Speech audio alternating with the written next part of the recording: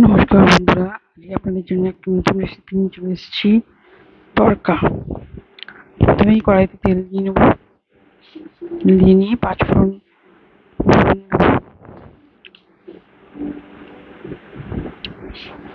5 ফোড়ন দিয়ে একটু নাড়াচাড়া করে নিয়ে এবার দুটো পেঁয়াজ কেটে রেখেছিলাম সেটা দিয়ে দেবো। দিয়ে পেঁয়াজগুলো ভালো করে ভেজে নিতে হবে। ভেজে নিয়ে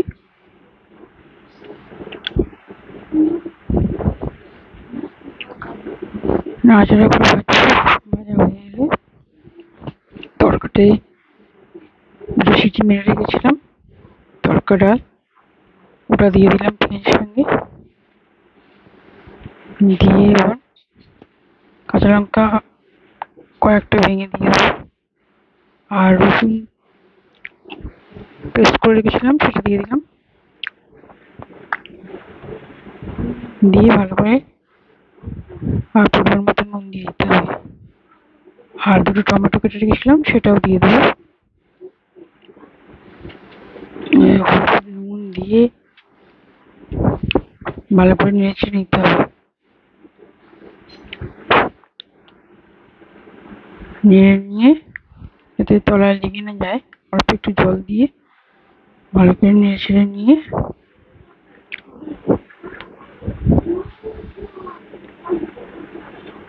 কষিয়ে নিতে হবে।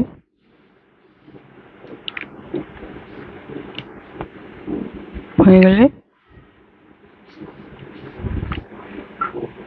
দুটো ডিম ভেঙে দিয়ে ভালো করে কষিয়ে নেব।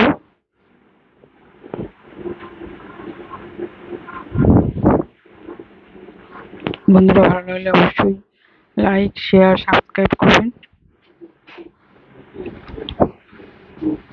দুটো ডিম ভেঙে রেখেছিলাম সেটা দিয়ে দিলাম। দিয়ে ভালো করে তড়কার সঙ্গে মিশিয়ে দিতে হবে। মিশিয়ে দিয়ে কষিয়ে নিয়ে নাড়িয়ে ছাড়িয়ে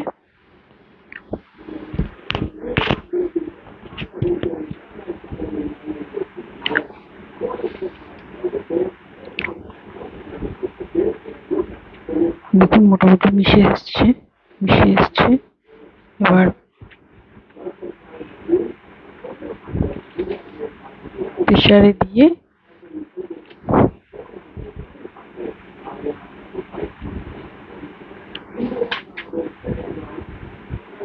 3টে মতো সিটি মেরে নিয়ে আবার কড়াইতে ঢেলে দিয়ে চাপা দিয়ে 5 মিনিট রান্না করলেই আমাদের। আর টমেটো ছিল দুটো কেটে দিলাম। কেটে দিয়ে ভালো করে নাড়িয়ে চাড়িয়ে দিতে হবে। নেড়ে নিয়ে ভালো করে কষিয়ে নিয়ে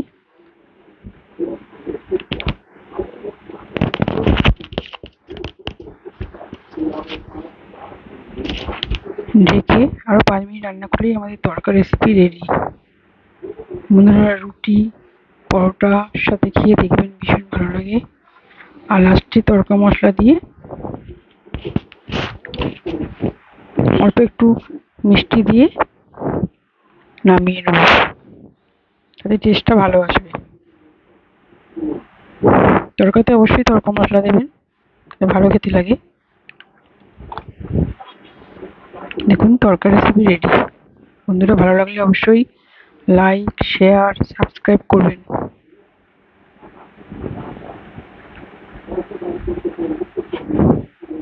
লাস্টে 1 চামচ মতো চিনি ছড়িয়ে